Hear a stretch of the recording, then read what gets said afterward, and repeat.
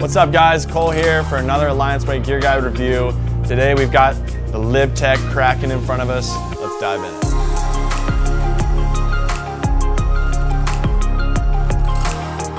So right off the bat, obviously when you think of Lib Tech, the first thing you think of is snowboards. You know, they're a huge staple in the industry between Lib Tech and GNU. You know, they make really good quality snowboards.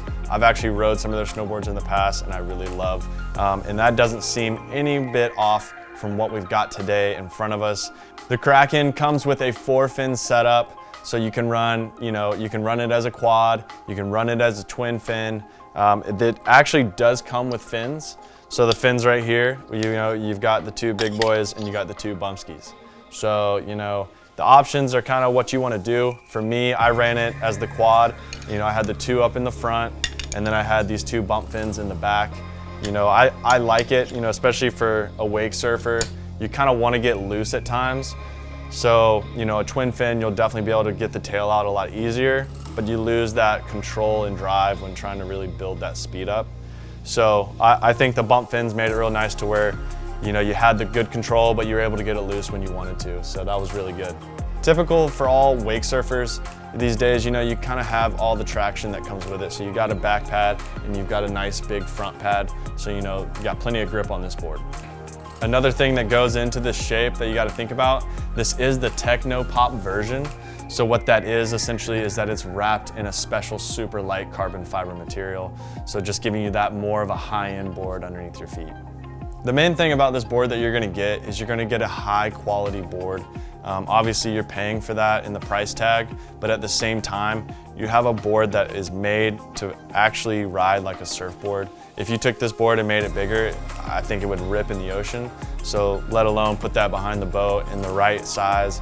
At a 4.7, this thing felt money underneath my feet. It's just real easy the way this thing carves and rolls over on the rail.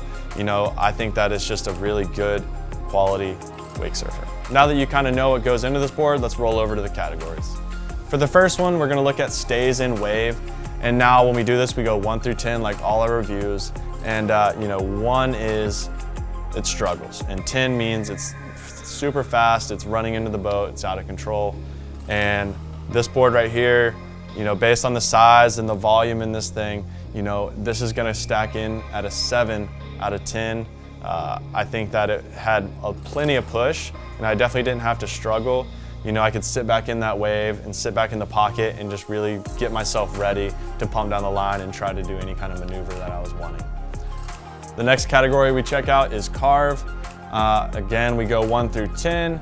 On this board right here, like I said, it's shaped really well. And so for that reason, I'm gonna give it a 9 out of 10. And the reason is because it is an amazing shape, and just the way that it feels underneath your feet, it rides like a real surfboard. So when you wanna turn, it turns. And when you really try to dig in, it does exactly what you want it to do. So as far as carving, you can't beat this.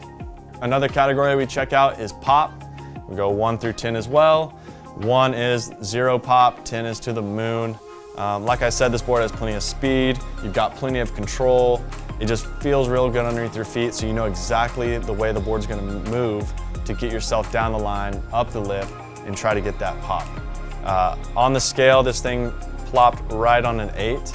And I think it's super easy to get the speed you want, get the pop you want. So between the effortless, ability to get that pop, and then, the speed that it came with, I think that an 8 is exactly where it needs to be. The last category we check out is ability. And now when we do ability, we go 1 through 10. 1 is, made for beginners and 10 is expert, right? But when we do this, I don't want you to think that, if it's a beginner board, I can't ride it if I'm a little more advanced. That's not what I'm saying.